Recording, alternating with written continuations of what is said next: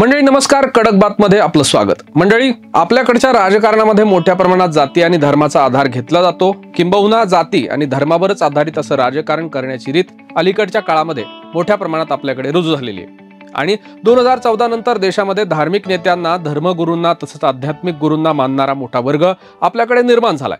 याच चाहत्यांच्या आणि अनुयायांच्या प्रचंड प्रेमापोटी हे आध्यात्मिक आणि धार्मिक गुरु समाजामध्ये आणि राजकारणामध्ये आपला मोठा प्रभाव निर्माण करू शकलेत।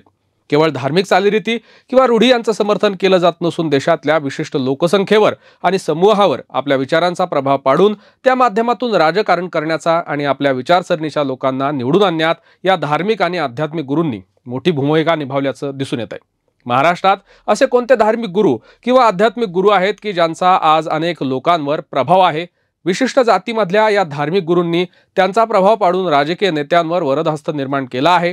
अर्थात यातल्या अनेक आध्यात्मिक गुरूंनी चांगले उपक्रम राबवले आहेत आणि त्या माध्यमातून समाज प्रबोधनही केलं आहे। असे कोणते आध्यात्मिक गुरु आहेत ज्यांची प्रभावशाली ओळख अशी आहे आणि तेच या व्हिडिओच्या माध्यमातून आपण आज जाणून घेणार आहोत। नमस्कार, मी राज दळेकर, तुम्ही पाहताय कडक बात। पहिलं नाव येतं डॉक्टर जयंत बालाजी आठवले यांचं। हे मूळचे रायगड जिल्ह्यातले आहेत आणि सनातन संस्था ते चालवतात।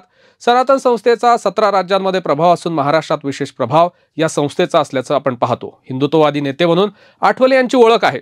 भाजप आणि शिवसेनेतले अनेक नेते सनातन संस्थेच्या विविध कार्यक्रमांना उपस्थित राहतात।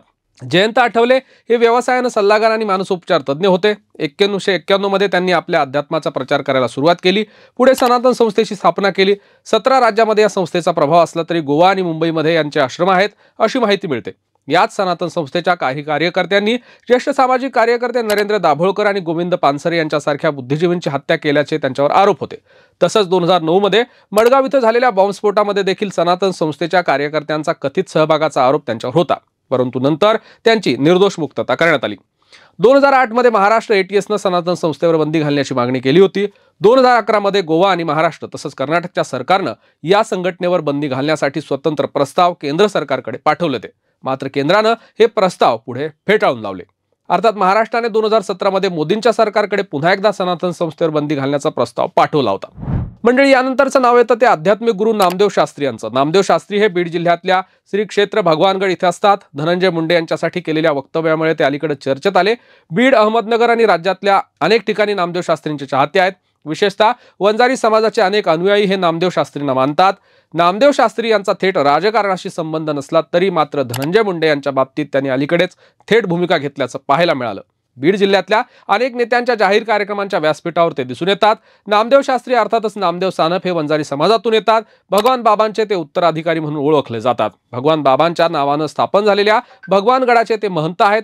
याच भगवानगडाच्या जवळ दसरा मेळावा देखील ऐतिहासिक भरतो, मात्र अलीकडेच त्याच्यावर देखील बंदी घालण्यात आली आहे। त्यानंतर पंकजा मुंडे यांनी दसरा मेळावा हा गोपीनाथ गडावर भरवायला सुरुवात केली आहे।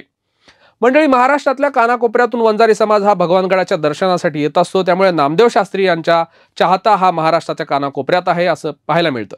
वंजारी समाजातले नेते प्रामुख्यानं नामदेव शास्त्री यांचे अनुयायी आहेत, त्यामुळे प्रभावी आध्यात्मिक गुरु म्हणून नामदेव शास्त्री यांच्याकडे पाहिलं जातं। नामदेव शास्त्री यांच्या शब्दांना प्रमाण मानणारा वर्ग वंजारी समाजात मोठ्या प्रमाणात आहे। मंडळी, यानंतरचे आध्यात्मिक गुरु म्हणजे अप्पासाहेब धर्माधिकारी। मूळ ठिकाण रेवदंडा, रायगड, ठाणे, पालघर आणि मुंबईच्या काही भागामध्ये यांचा मोठा प्रभाव आहे। अप्पासाहेब धर्माधिकारी यांचा कोणत्याही थेट राजकीय विचारसरणीशी संपर्क येत नसला तरी अनेक नेते त्यांच्या कार्यक्रमाला उपस्थिती लावतात। माजी मुख्यमंत्री एकनाथ शिंदे, विद्यमान मुख्यमंत्री देवेंद्र फडणवीस, उद्धव ठाकरे, सुनील तटकरे आदी नेते हे अप्पासाहेब धर्माधिकारी यांना मानणारे लोक आहेत। दत्तात्रेय नारायण उर्फ डॉक्टर अप्पासाहेब धर्माधिकारी हे रायगड जिल्ह्यातले एक सामाजिक कार्यकर्ते, आध्यात्मिक गुरु तथा नेते नानासाहेब धर्माधिकारी यांचे पुत्र आहेत। राज्य सरकारच्या वतीने देण्यात येणारा सर्वोच्च महाराष्ट्राचा पुरस्कार महाराष्ट्र भूषण हा पुरस्कार त्यांना अलीकडेच देण्यात आला। याच महाराष्ट्र भूषण पुरस्कार सोहळ्याच्या कार्यक्रमामध्ये 20 लाखांहून जास्त लोक मुंबईच्या परिसरात जमले होते। त्यातल्या 14 जणांना उष्माघातानं मृत्यू झाला होता हे आपण पाहिलं, तेव्हा या प्रकरणाची मोठी चर्चा झाली होती। मात्र डॉक्टर अप्पासाहेब धर्माधिकारी यांचा राजकीय प्रभाव आणि त्यांचे अनुयायी कोकणामध्ये मोठ्या प्रमाणात आहेत। साहजिकच त्यांनी घेतलेला राजकीय निर्णय त्यांचे अनुयायी पालन करतात। अप्पासाहेब धर्माधिकारी यांचे राज्यात लाखो अनुयायी असले तरी कोकण आणि मुंबई परिसरात तसंच ठाणे, पालघर जिल्ह्यामध्ये असणाऱ्या सुमारे 30 ते 35 विधानसभा मतदारसंघामध्ये त्यांचा मोठा प्रभाव दिसून येतो। याशिवाय ठाणे, कल्याण, भिवंडी, पालघर, रायगड आणि मावळ या 6 लोकसभा मतदारसंघामध्ये त्यांना मानणारा मोठ्या प्रमाणात वर्ग आहे। आप्पासाहेब धर्माधिकारी यांचे चाहते कोणत्याही एका पक्षाला मानणारे नसले तरी आप्पासाहेबांच्या आदेशानुसारच ते राजकीय भूमिका निभावतात। त्यामुळे एक मोठा प्रभावशाली गट निर्माण करण्यात आप्पासाहेब धर्माधिकारी आजवर यशस्वी झाले आहेत। मंडळी, यानंतरचे प्रभावशाली आध्यात्मिक गुरु म्हणून ओळखले जाणारे नरेंद्र महाराज यांचे देखील लाखो अनुयायी महाराष्ट्रात आहेत। नाणीज रत्नागिरी जिल्ह्यामध्ये त्यांचं आध्यात्मिक केंद्र आहे। जगद्गुरू नरेंद्राचार्य महाराज संस्थान असं त्यांचं नाव आहे। रत्नागिरी, सिंधुदुर्ग, रायगड, मुंबई आणि राज्यातल्या काही भागांमध्ये त्यांचा मोठा प्रभाव पाहायला मिळतो। सर्वच राजकीय पक्षांमध्ये त्यांचे अनुयायी आहेत, चाहते आहेत, राजकीय नेते आहेत। भाजपचे खासदार नारायण राणे, केंद्रीय मंत्री नितीन गडकरी, देवेंद्र फडणवीस, कोकणातले स्थानिक नेते उदय सामंत, भास्कर जाधव अशी नेते मंडळी त्यांचे अनुयायी आहेत। नरेंद्र महाराजांच्या संस्थेच्या मार्फत दारूबंदी सारखी मोहीम राबवली जाते। नरेंद्र महाराज हे व्यवसायानं ग्रामसेवक होते, त्यानंतर त्यांनी राजीनामा दिला आणि आपल्या आध्यात्मिक संस्थेची स्थापना करून अनुयायांना मार्गदर्शन करण्याचं काम केलं। नाणीज या ठिकाणी त्यांचे काही एकर जमीन आहे, तसंच काही रुग्णवाहिका सेवा देखील देण्याचं काम करतात। इंग्रजी माध्यमाची शाळा देखील चालवतात। सुमारे 500 विद्यार्थी त्यांच्या संस्थेमध्ये किंवा शाळेमध्ये आहेत। तसंच त्यांची संस्था भाविकांसाठी मोफत अन्न शिबिर चालवते। एकूणच कोकण परिसरात असलेला त्यांचा प्रभाव पाहता कोणत्याही राजकीय पक्षाचा नेता हा त्यांच्यापासून दूर राहू शकत नाही। नरेंद्र स्वामींचा आशीर्वाद त्यांना घ्यावाच लागतो, त्यानंतर त्यांचं नाव येतं। यानंतरचं नाव म्हणजे मनोहर कुलकर्णी उर्फ संभाजी भिडे गुरुजी। शिवप्रतिष्ठान हिंदुस्थान या संस्थेच्या माध्यमातून राज्यभरात त्यांचे अनुयायी आणि चाहते आहेत। सांगली जिल्ह्यामध्ये मोठा प्रभाव भिडे गुरुजींचा दिसून येतो। त्यानंतर सातारा, कोल्हापूर, पुणे, कर्नाटकातील काही भाग जसं की बेळगाव इत्यादी ठिकाणी त्यांचे चाहते आहेत। भिडे गुरुजी सध्या तरी कोणत्या राजकीय पक्षाशी संलग्नित नसले तरी हिंदुत्वाचा प्रचार करतात। मुख्यमंत्री देवेंद्र फडणवीस, एकनाथ शिंदे यांच्यासह अनेक अनुयायी भिडे गुरुजींचे आहेत। एकेकाळी राष्ट्रीय स्वयंसेवक संघाचे प्रचारक असलेले भिडे माजी RSS प्रमुख बाळासाहेब देवरस यांच्याशी मतभेद झाल्यानंतर संघ परिवारापासून वेगळे झाले आणि त्यानंतर त्यांनी शिवप्रतिष्ठान हिंदुस्थानची स्थापना केल्याचं सांगितलं जातं। हिंदुत्वाचे कट्टर समर्थक असलेले भिडे यांच्या संघटनेचं उद्दिष्ट हे छत्रपती शिवाजी महाराजांनी परिकल्पित केलेल्या हिंदू राष्ट्राच्या विचारांचा प्रचार करून त्या माध्यमातून तरुणांना एकत्र करणे हा आहे। मधल्या काळात सांगली जिल्ह्यातल्या मिरज इथं 2009 साली उसळलेल्या जातीय दंगलीनंतर भिडे हे खऱ्या अर्थानं प्रसिद्धीस होतात आले। वेगवेगळ्या वक्तव्यावरून ते सातत्यानं चर्चेत असतात। वादग्रस्त वक्तव्य करण्यासाठी ते विशेष परिचित आहेत। यानंतरचं नाव आहे ते म्हणजे शांतिगिरी महाराजांचं। शांतिगिरी महाराज यांचे संभाजीनगर आणि नाशिक जिल्ह्यामध्ये लाखो अनुयायी आहेत। शांतिगिरी महाराज यांच्या चाहत्यांच्या आणि अनुयायांच्या आग्रहाखातर आजपर्यंत त्यांनी 2 वेळा निवडणूक लढवलेली आहे। 2024 ला देखील ते नाशिक लोकसभा मतदारसंघातून उभे होते। तत्पूर्वी छत्रपती संभाजीनगर या औरंगाबाद लोकसभेमध्ये देखील त्यांनी निवडणूक लढवलेली आहे।